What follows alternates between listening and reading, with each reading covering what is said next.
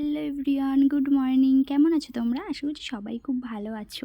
আমি মুনমুন, আমার নতুন একটা ব্লগে তোমাদের সবাইকে অনেক অনেক স্বাগত জানাচ্ছি। এইদিকে দেখো, সকালবেলায় ঘুম থেকে উঠেছিলাম। ওঠার পরে না যা কাজকর্ম থাকে আমার সব কাজকর্মগুলো করে নিয়েছিলাম। নেওয়ার পরে রান্নাও করে নিয়েছি, আর আমিও একটু রেডি হয়ে গেছি। কেন রেডি হয়েছি আর কী জন্য সব কিছুই বলবো, তার জন্য তো তোমাদের পুরো ভিডিওটা দেখতে হবে, তাই না? তো তোমরা পুরো ভিডিওটা দেখতে থাকো, তাহলেই বুঝতে পারবে আমি আজকে কোথায় কোথায় ঘুরে ঘুরে বেড়াচ্ছি আর কি করছি। ও মা, আসতে তাহলে।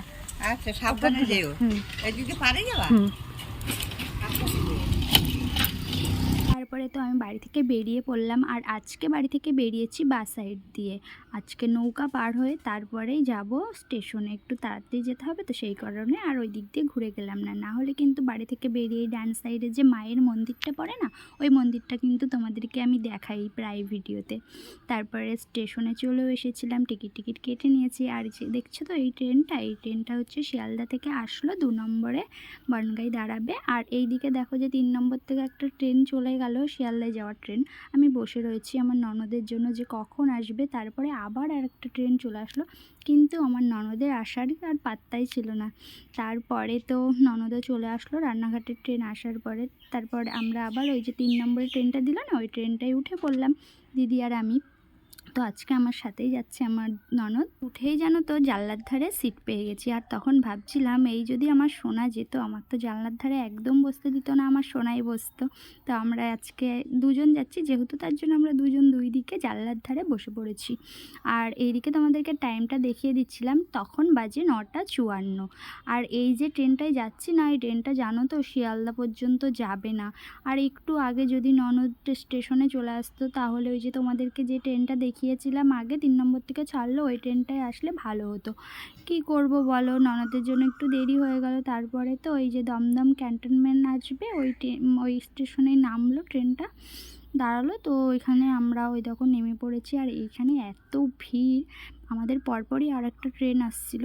তো আসার পরে এত ভিড় ট্রেনটায়, আমরা তো উঠতেই পারলাম না। আমি তো বেশিরভাগ রানাঘাট যা আশা করি দেখোই তো, আমার রানাঘাটের ট্রেনের অত ভিড় নেই, কিন্তু সেই কারণে আমি বললাম দিদি বাদ দাও, ওই ট্রেনে উঠতে হবে না, আমি তো উঠতে পারবোই না একদম। তারপরে ওই দিদিও আর উঠলো না। তারপরে আমরা ওখান থেকে টোটো ভাড়া করে চলে গেছিলাম দমদম 1 নম্বর গেট আছে এয়ারপোর্টের পাশে, তো ওখানে চলে গেছিলাম। ওখান থেকে না আমরা অটো ধরে নিয়েছিলাম, আর অটোওয়ালাকে বলে দিয়েছিলাম যে আমরা যাব। তো তোমাদেরকেও বলে দিই কোথায় যাব। আমি যাচ্ছি দিদি নাম্বার 1-এর অডিশনে। তো তখন আমি টোটোওয়ালাকে বললাম যে রাজারহাট ডিআরআর স্টুডিওতে যাব, দিদি নাম্বার 1-এর যে অডিশনটা হয় না।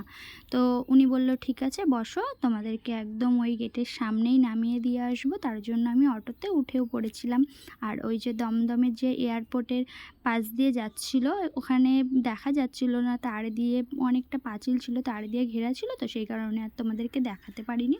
আর এটা হচ্ছে মেন রোড। তো মেন রোড হোক আর যাই হোক, আমি কিন্তু এর আগে এসেছি বলতে কোন কোন রাস্তা দিয়ে এসেছি, 2-3 বার এসেছি অন্য কারণে, কিন্তু এইভাবে তো আসিনি। আর আজকেই যাচ্ছি, তো আমি যেটুকু দেখতে পেলাম তোমাদেরকেও কিন্তু দেখিয়ে দিলাম। আর আমার তো খুবই ভয় লাগছিলো, টেনশন হচ্ছিলো যে কখন গিয়ে পৌঁছাবো, আর কী হবে না হবে, এইসব টেনশন করতে করতেই প্রায় চলে যাচ্ছিলাম। আর দেখো কত বড় বড় ফ্ল্যাট, আমরা গ্রামে থাকি, ছোট ছোট আমরা বাড়ি দেখি, আর এই কলকাতায় এসে এত বাড়ি মানে নিজের চোখে দেখছি। এমনিতে তো সিনেমায় দেখা হয়, আশেপাশে তো তেমন এরকম ফ্ল্যাট নেই, তাই না? তো তারপরে দেখো যেতে থাকছি, আর ননদকে বলছি যে খুব টেনশন হচ্ছে। দিদি বলছে টেনশন করতে হবে না, ঠিক চলে যেতে পারবো। তো অটোওয়ালাটাও সেইভাবে আমাদেরকে নিয়ে যাচ্ছে, কিন্তু দেখে তো বুঝতেই পারছো সেরকম একটা জ্যামও ছিল না রাস্তায়। আর আমার ওখানে গিয়ে পৌঁছাতে হবে একটাই। তো তোমরা কারা কারা দিদি নাম্বার 1-এ অডিশনে এসছো? আর একটা জিনিস কি জানো, আমি যেখানে অডিশন দিতে যাচ্ছি আজকে, ওইখানে যে এরকম ক্লাবে আসে, এদিকে ওদিকে যে ক্লাবে অডিশন হয়, সেখানে তো প্রায় ভিড় হয়, আর খুবই ভিড়।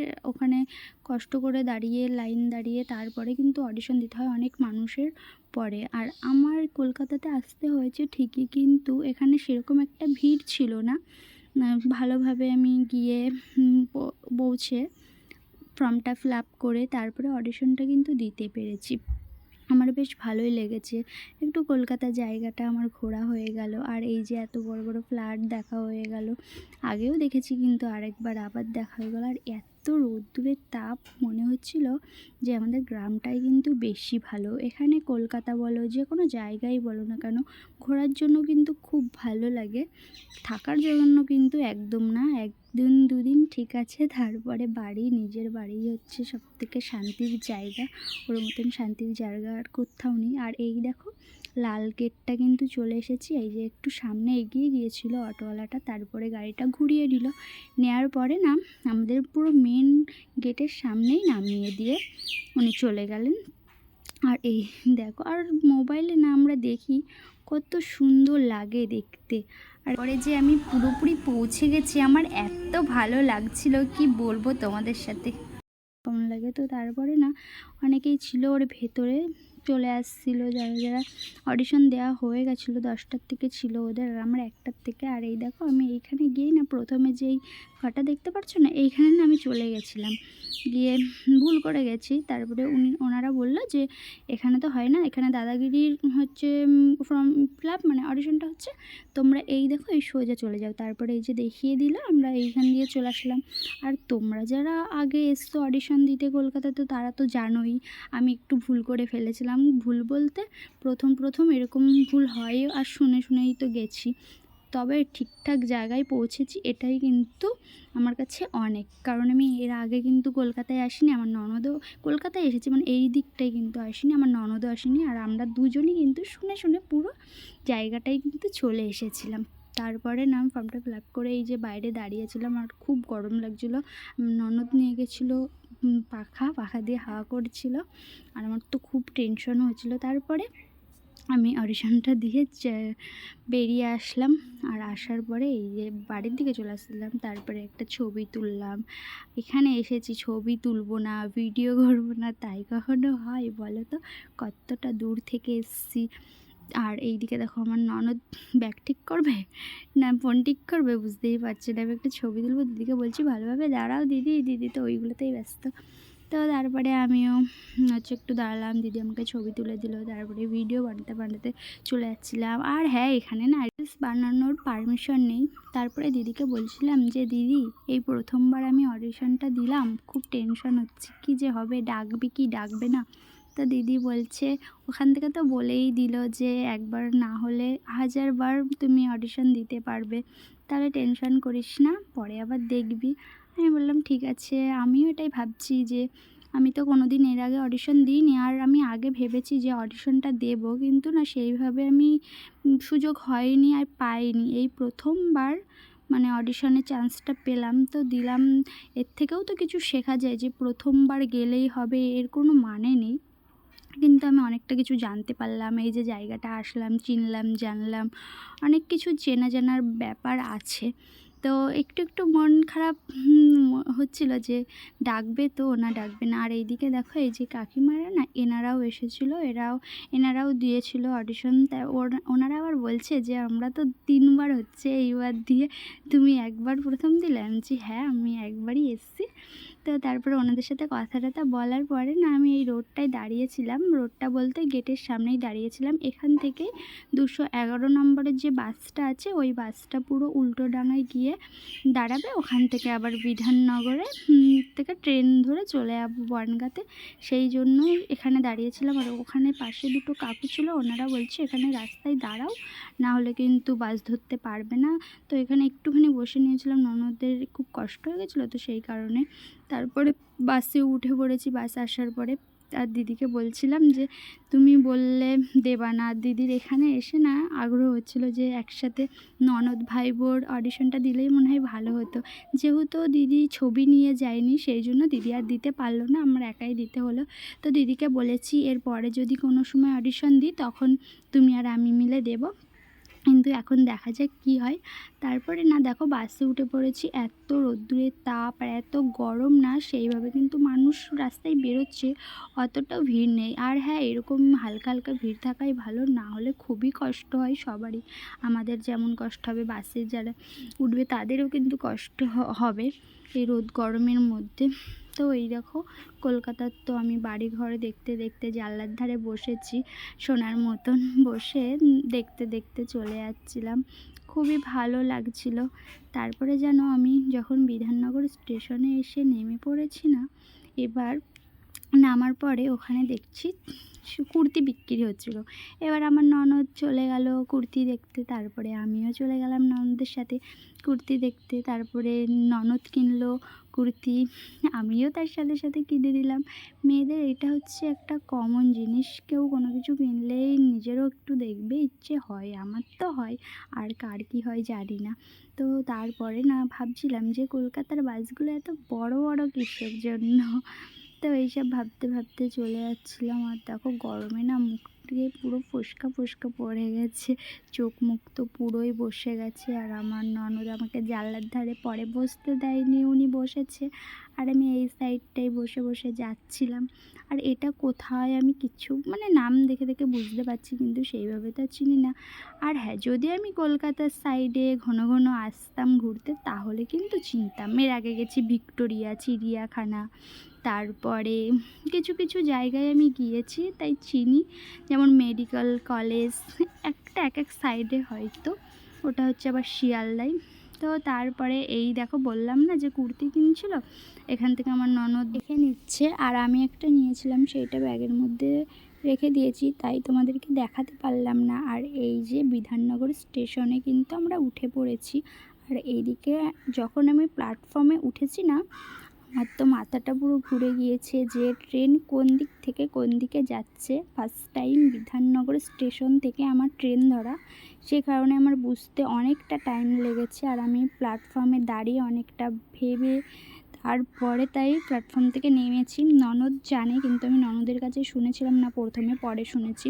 যেহেতু আমার কোনো কোনো ক্ষেত্রে যদি আমার এরকম একা কোনো কিছুতে পড়তে হয় তখন তো আমাকে নিজেই ভাবতে হবে, তার জন্য আমি ভেবে দেখলাম যে আর হ্যাঁ, রানাঘাট থেকে যখন একটা ট্রেন শিয়ালদার দিকে আসলো তখন আমি ভাবলাম যেহেতু ওই দিক থেকে আসছে তাহলে এই মানে তখন আমি বুঝে নিলাম যে তাহলে এই সাইডটা দিয়েই আমাদের বনগাঁতে যাবে।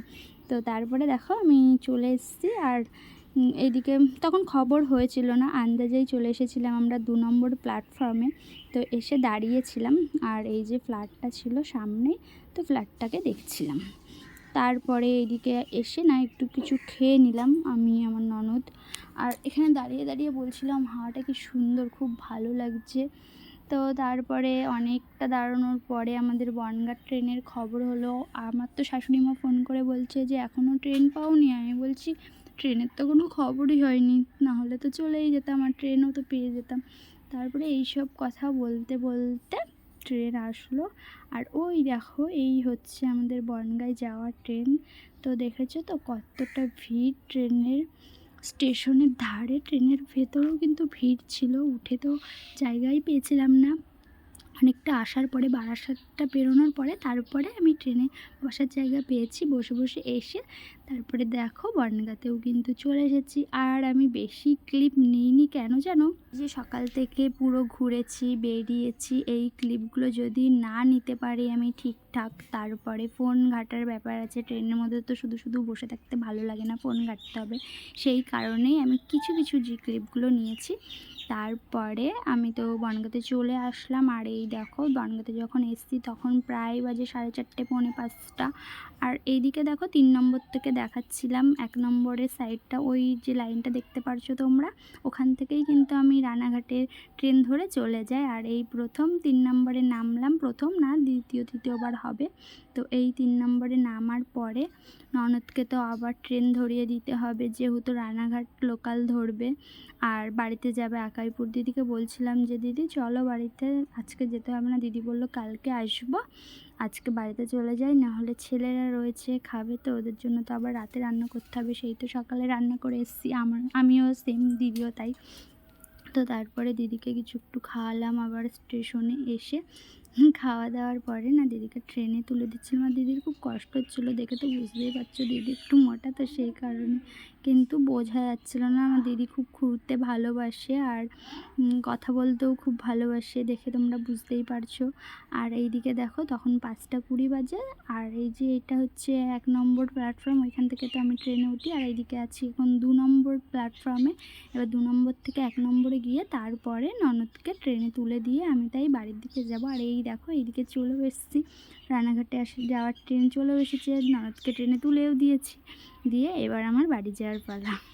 দেখেছো দিদি এত কষ্ট হয়েছে, পুরো ঘাম কিন্তু বোঝে আছে, হাত একেবারে চকচক করছে, তার মধ্যেও দিদি আমাকে কিন্তু ঠিক টাটা দিচ্ছে। আর দিদি আমাকে কী বলছিল, ভালোভাবে যাস, ভালোভাবে থাকিস, এটাই আমাকে বলছিল। আর ট্রেনের মধ্যে দেখেছো একটা মানুষও নেই, কিন্তু 6টা 5-এর ট্রেন ধরিয়ে দিয়েছি।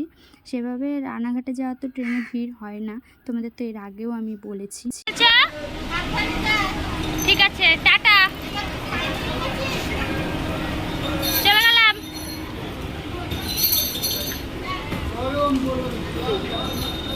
তারপরে না দিদি টিকিট খুঁজে পাচ্ছিল না, আবার পিছন থেকে ডেকেছে, তাই গিয়ে টিকিটটা দেখিয়ে দিয়ে আসলাম, দিয়ে আমি বাড়ির দিকে চলে আসলাম। আর হ্যাঁ, তোমাদের আজকের এই ভিডিওটা কেমন লাগলো অবশ্যই কিন্তু কমেন্ট করে জানাবে। আমিও বাড়ির দিকে চলে আসছিলাম মহারানীকে নিয়ে। তো দেখা হবে তোমাদের সাথে নতুন কোনো ভিডিওর সাথে, ততক্ষণে তোমরা সবাই ভালো থেকো, সুস্থ থেকো, টাটা, বাই বাই।